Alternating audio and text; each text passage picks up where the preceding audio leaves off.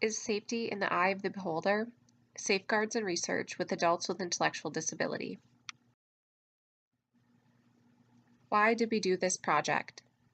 When we do scientific research, it is important to keep people who take part in the research safe.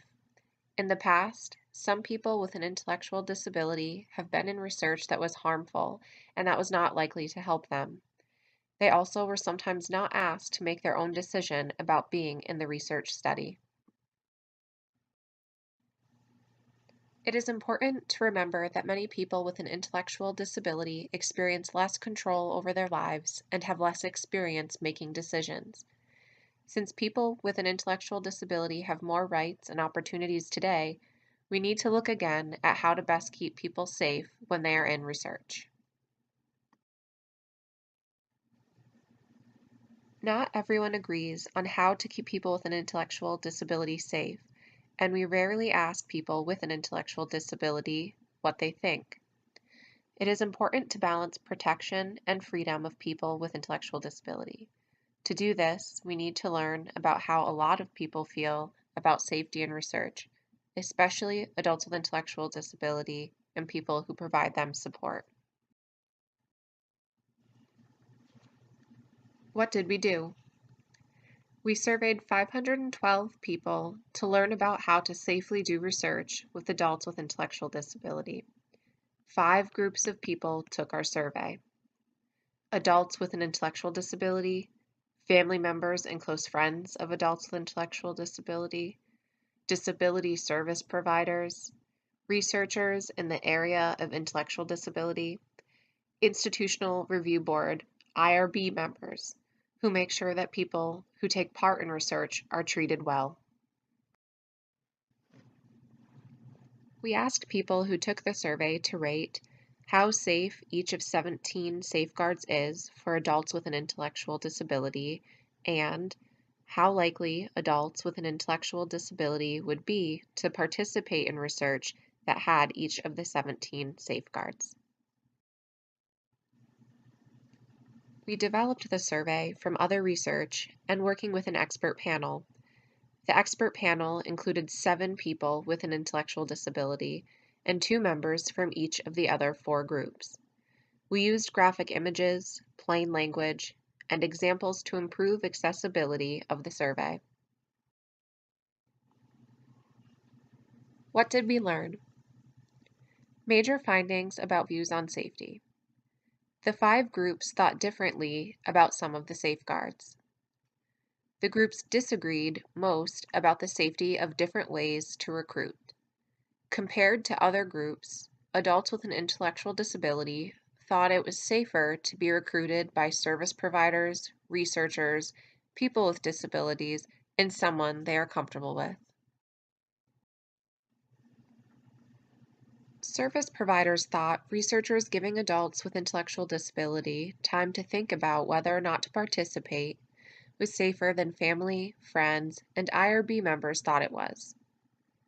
Service providers also thought adults with intellectual disability having the choice to have someone they are comfortable with at the study and researchers learning how to interact with adults with intellectual disability was safer than IRB members thought. In general, adults with an intellectual disability think being directly involved in recruitment and making their own decisions were the safest safeguards. All 5 groups agreed that researchers talking to others before the adult with intellectual disability was less safe than most other safeguards. Major findings about likelihood to participate in research. Adults with an intellectual disability were more likely to want to be in research when researchers learn how to interact with adults with intellectual disability, or when they are recruited by a service provider than if they were recruited by a family member. Adults with an intellectual disability were least likely to want to be in research if others are talked to before them. What does this mean?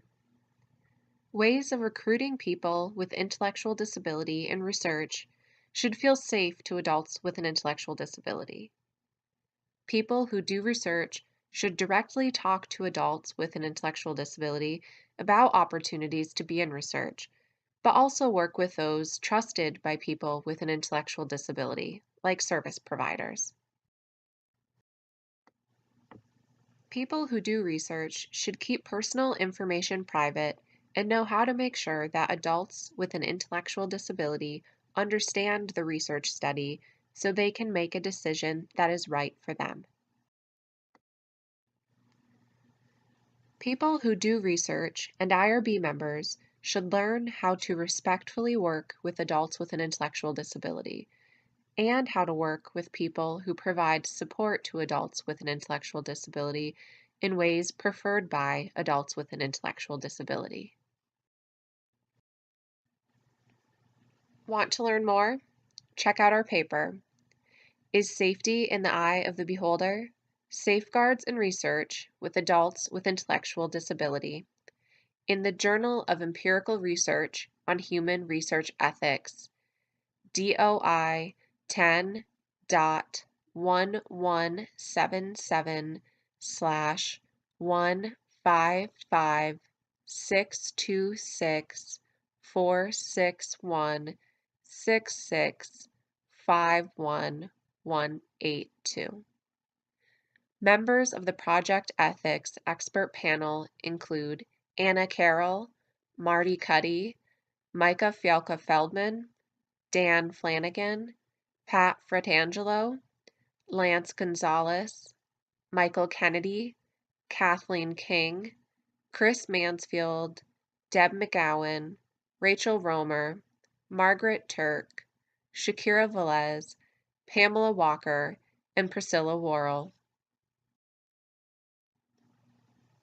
Check us out online on Facebook at www.facebook.com/projectethics or on our website at bbi.syr.edu/projects/ethics/index.html.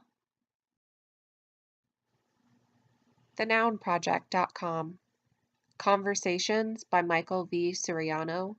Responsive by Lorenzo Alfano. Magnify Glass by Frederick Allen.